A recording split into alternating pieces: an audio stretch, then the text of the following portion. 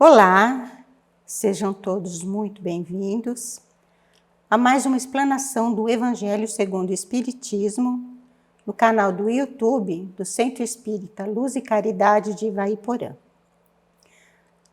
Para iniciarmos os trabalhos de hoje, vamos ler um texto do livro Fonte Viva, pelo Espírito Emmanuel, psicografado pelo médium Francisco Cândido Xavier. É o texto número 93, Altar Íntimo. Temos um altar. Paulo, Hebreus, capítulo 13, versículo 10. Até agora construímos altares em toda parte, reverenciando o Mestre e Senhor. De ouro, de mármore, de madeira, de barro, recamados de perfumes, preciosidades e flores. Erguemos santuários e convocamos o concurso da arte para os retoques de iluminação artificial e beleza exterior. Materializado o monumento da fé, ajoelhamo-nos em atitude de prece e procuramos a inspiração divina. Realmente, toda movimentação nesse sentido é respeitável. Ainda mesmo quando cometemos o erro comum de esquecer os famintos da estrada em favor da suntuosidade do culto. Porque o amor e a gratidão ao poder celeste, mesmo quando mal conduzidos, merecem veneração. Todavia, é imprescindível crescer para a vida maior. O próprio Mestre nos advertiu, junto à Samaritana, que tempos viriam em que o Pai seria adorado em espírito e verdade. E Paulo acrescenta que temos um altar. A finalidade máxima dos templos de pedra é a de despertar-nos a consciência. O cristão acordado, porém, caminha oficiando como sacerdote de si mesmo, glorificando o amor perante o ódio, a paz diante da discórdia, a serenidade à frente da perturbação, o bem à vista do mal. Não olvidemos, pois, o altar íntimo que nos cabe consagrar ao divino poder e à celeste bondade. Comparecer ante os altares de pedra, de alma cerrada à luz e à inspiração do Mestre, é o mesmo que lançar um cofre impermeável de trevas à plena claridade solar. Se as ondas luminosas continuam sendo ondas luminosas, as sombras não se alteram igualmente. Apresentemos, portanto, ao Senhor as nossas oferendas e sacrifícios em cotas abençoadas de amor ao próximo, adorando-o através do altar do coração. E prossigamos no trabalho que nos cabe realizar. Vamos fazer então a prece inicial, elevando os nossos pensamentos, agradecendo ao Mestre Jesus por todas as oportunidades de crescimento e de propagação dos seus ensinamentos. Pedimos aos espíritos de luz, trabalhadores da casa, que, em mais este momento de exposição do Evangelho segundo o Espiritismo, nos auxiliem e nos protejam. Acompanhem e iluminem a expositora de hoje e que ela possa transmitir os aprendizados de forma clara e simples para que todos possam tirar o melhor proveito das lições apresentadas. Assim seja. A nossa expositora da noite, a nossa irmã Edra Capelari, que vai expor sobre o capítulo 10, Bem-aventurados os misericordiosos, o sacrifício mais agradável a Deus, itens 7 e 8. Sejam todos bem-vindos, que a paz do Senhor nos envolva Que o amor de Cristo nos fortaleça nessa noite. Nessa noite que vamos falar sobre o capítulo 10, Bem-aventurados os que são misericordiosos, com o item O sacrifício mais agradável a Deus. O texto evangélico está em Mateus capítulo 5, versículos 23 e 24, e eu trouxe a tradução de Haroldo Dutra Dias. Portanto, se estiveres oferecendo tua oferta sobre o altar, e ali te lembrares que teu irmão tem algo contra ti, deixa ali tua oferta diante do altar, vai e reconcilia-te primeiramente com teu irmão, então vem e oferece tua oferta. Segundo o dicionário Aurélio, uma das definições de sacrifício é ação ou efeito de sacrificar, de oferecer algo, alguém ou si mesmo às divindades. Jesus, nós sabemos, ensinava se valendo do conhecimento, da cultura, da religião e dos costumes dos povos daquela época. Nós, quando falamos em sacrifício, nos vem à mente oferecer algo material a uma divindade e geralmente para obter algo em troca. E essa oferenda, ela deve ser queimada ou morta em um altar, ou seja, em um local específico para essa prática, envolvendo, portanto, sofrimento da oferenda, para que a divindade seja agraciada, agradada e possa recompensar aquele que lhe ofereceu algo. De fato, na antiguidade, por exemplo, havia a prática do sacrifício humano. Era realizada por alguns povos que queimavam vivas crianças, virgens, prisioneiros de guerra, como oferenda a essas divindades pagãs, esperando a retribuição dessas divindades receber algo em troca. Havia ainda, à época de Jesus, a prática judaica do sacrifício de animais, que era realizada no Templo de Jerusalém e, segundo os judeus à época de Jesus, eram sacrifícios necessários para fazer a expiação dos pecados dos homens. E que esse derramamento de sangue desses animais que eram sacrificados era o que consagrava as coisas e as pessoas a Deus. Por isso, Jesus ensinou usando a oferta em um altar como sacrifício. Mas esse sacrifício não está relacionado a vidas ou a bens, ofertas, oferendas materiais. Com o subtítulo da noite, Sacrifício mais agradável a Deus, trazido por Kardec, nós nos questionamos: será que devemos entender que Deus se alegra, se agrada com algum sacrifício material que possamos fazer? Vejamos o que nos diz Kardec no Evangelho segundo o Espiritismo. O cristão não oferece dons materiais, pois que espiritualizou o sacrifício. Ele oferece sua alma a Deus e essa alma tem de ser purificada.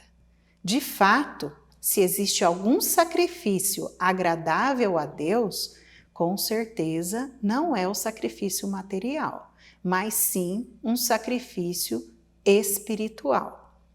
Jesus, observando o comportamento de olho por olho, dente por dente, de sacrifícios materiais, de sacrifícios humanos, dos apedrejamentos, do preconceito que pairava à época e tantos outros comportamentos que os homens tinham e que afastavam cada vez mais eles de Deus, nos disse: não penseis que vim destruir a lei ou os profetas.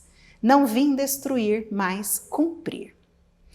É como Jesus nos dissesse: Não estou dizendo que Deus não se alegra com alguma oferenda em sacrifício que o homem possa realizar. Mas o que vocês entendem por sacrifício não é o que agrada a Deus. Ou seja, esse sacrifício material, esse sacrifício de vidas, ele não agrada a Deus. E que, se existe algum sacrifício que possa agradar a Deus, é o sacrifício íntimo, no altar espiritual de cada um. Jesus não veio realmente destruir a lei, mas sim dar um novo significado, uma nova interpretação para essa lei que estava escrita, mas não estava sendo corretamente aplicada. Nos ensinando que o sacrifício mais agradável a Deus é o sacrifício que cada um faz para reprimir suas más tendências, para superar os seus vícios morais e para corrigir cada uma das suas imperfeições. Quando Jesus nos disse no texto evangélico da noite, ao oferecer a sua oferta no altar, se você se lembrar que tem algum débito, alguma imperfeição moral, espiritual, deixa a sua oferta ali no altar, vai primeiro quitar, corrigir essas imperfeições, quitar esses débitos, resolver agravos, depois você volta e agora de coração puro, purificado, você faz a sua oferta a Deus. Emmanuel nos explica em O Consolador o que Jesus quis nos dizer no texto evangélico da noite, dizendo assim: para Deus, o mundo não mais deveria persistir no velho costume de sacrificar nos altares materiais em seu nome, razão por que enviou aos homens a palavra de Cristo, a fim de que a humanidade aprendesse a sacrificar no altar do coração, na ascensão divina dos sentimentos para o seu amor. Hoje em dia, realmente não oferecemos mais sacrifícios materiais a Deus.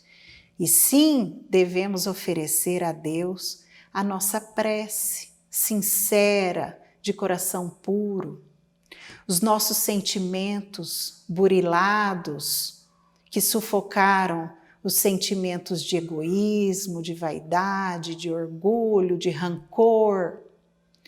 Devemos oferecer as nossas intenções, as nossas boas intenções, oferecer as nossas boas obras, enfim, oferecer a nossa alma. E o altar, onde devemos depositar essas oferendas de sacrifício íntimo, é o nosso altar íntimo, é o nosso coração. Mas como realizar esse sacrifício íntimo e depositar no nosso altar espiritual, de uma maneira prática, oferendas que agradem a Deus? Como eu faço isso no meu dia a dia? Um sábio da antiguidade nos orientou: conhece-te a ti mesmo. Mas como? Como eu posso fazer isso? Seguindo o exemplo de Santo Agostinho, em O Livro dos Espíritos. Aqui eu vou usar as minhas palavras. Fazei o que eu fazia quando vivi na terra. À noite, antes de dormir, interrogava a minha consciência e revisava tudo o que eu tinha feito durante aquele dia, tudo o que eu tinha dito durante aquele dia, tudo o que eu tinha deixado de fazer naquele dia, tudo o que eu tinha deixado de dizer aquele dia.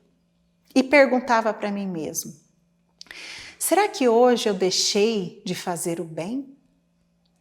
Será que hoje eu pratiquei algum mal? E Santo Agostinho continua nos orientando. Foi assim, me interrogando todas as noites, que conheci a mim mesmo e pude ver o que em mim precisava de reforma.